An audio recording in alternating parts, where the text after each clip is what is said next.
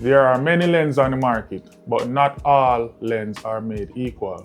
We have brands such as Sigma, Samyang, Tamaron, Rokinon, you name it. There's a vast amount of lenses on the market.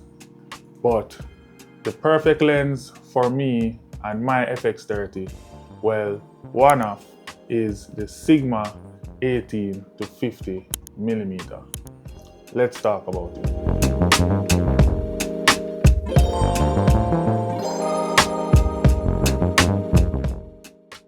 So this lens boasts an aperture of f2.8, so that means it's pretty good in low light, and at the 18 to 50 millimeter range, which is equivalent to 27 to 75 millimeters, that covers a wide variety of focal range where you could get photography done, videography done without a problem. Even though I'm talking about the perfect lens for the FX30, this little lens right here is still a perfect photo lens for street photography, portrait photography, you name it, this lens is the champ of them all. Let's move on to what I like about this lens. Firstly, it's lightweight. Like, it's pretty lightweight, it's not heavy, comes in at 290 grams, less than a pound, right? The zoom ring on this is the smoothest zoom ring I've ever used on a lens. My Sigma 24 to 70 that I'm shooting on right now is very stiff. It doesn't give a nice radial zoom, but this one, the 18 to 50, you could easily do those dolly zooms without seeing any itch in the lens because it's very smooth. Now, on to the gripe of the internet where they say that the corners of this lens is a bit soft while the center sharpness is on point. But for me, in the real world use, you won't notice the soft edges. I haven't noticed any softness on the edges of my footage. I've shot with this lens in vertical orientation, horizontal orientation, and I haven't had any problem whatsoever with this lens. So for me, the edge softness is not an issue. So I wouldn't count that as a con because I hadn't noticed any softness of the edges when I'm shooting. And I will show a few B-roll footage here so you could see some shots that was taken on this lens and how it looks, how it performs on the FX30 for sure.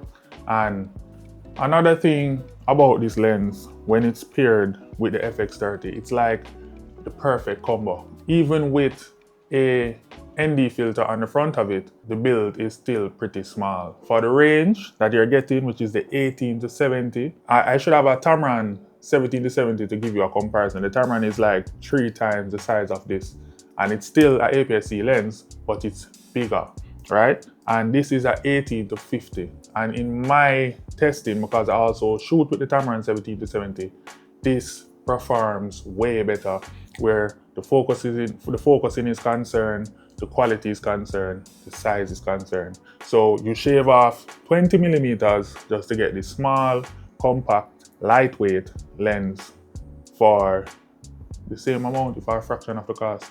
But I think the Tamron and the Sigma is close in price, so it's not far apart. So it's really up to preference, but the 18 to 50 was my pick after long reviews, and I'm glad that I went with this as my stay-on lens on FX30. So we're doing a focus breeding test, and this is the A74 with the 24 to 70 millimeter. It's just to give you an idea of how it should look on a lens that focus breed pretty good.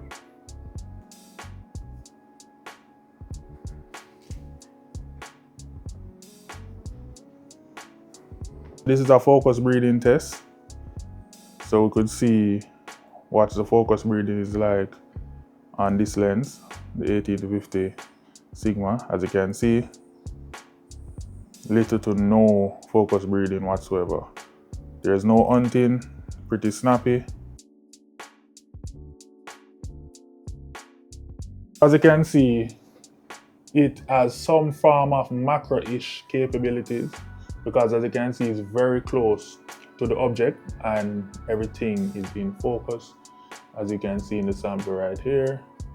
Just doing a quick detail shot. So if you definitely want some macro shots, it's possible with this lens.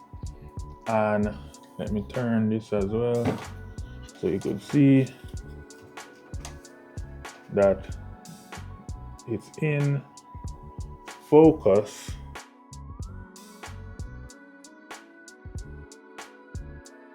The focus ring placement on this lens, I would say it's not pretty ideal.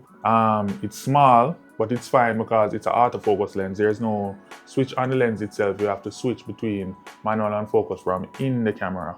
But the placement of the ring is very small and it's kind of hard to reach when using it on the camera. Even though I don't use manual focus with this lens because it's not very practical, so I wouldn't suggest using it. That's the only thing I don't like. So the cost of this lens compared to the Tamron 17-70, this lens comes in around $650 while the Tamron is around $730. So you're paying a bit extra for the extra 20mm on the Tamron 17-70 and the fact that the Tamron 17-70 has some form of OSS, which is vibration control in their terms. This lens does not have any image stabilization whatsoever, but it relies on the FX30 5-axis image stabilization.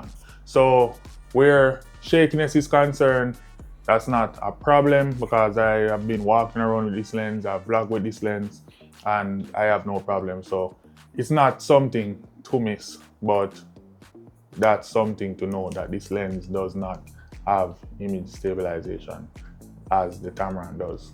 But it's still a better camera for focusing, sharpness, quality, lightweight, small, portable lens to have for the FX30. So I wouldn't suggest purchasing the Tamron because it's big, bulky, and it misfocuses a lot and it's not as sharp as the Sigma 18-50mm. So if you're on the fence between both lenses, this is your sign to go with the Sigma 18-50mm. You will not regret it. The Sigma 18-50, the perfect gimbal lens, the perfect lens for FX30, the jack of all trades where lenses are concerned. This is f2.8, so it's good for low light. The zoom ring is pretty smooth, so you know, if you want to get those unique shots, dolly zoom, etc., this can get the job done. And it's on your lens, you won't even know that it's there. Easily packed down in a camera bag, so you could carry a sling without have to worry about space for a big lens. So, as usual, like, share, comment down below. Let me know if you'll be picking this up or if you used it before. What are your thoughts? And I'll see you in the next one. Peace. All right.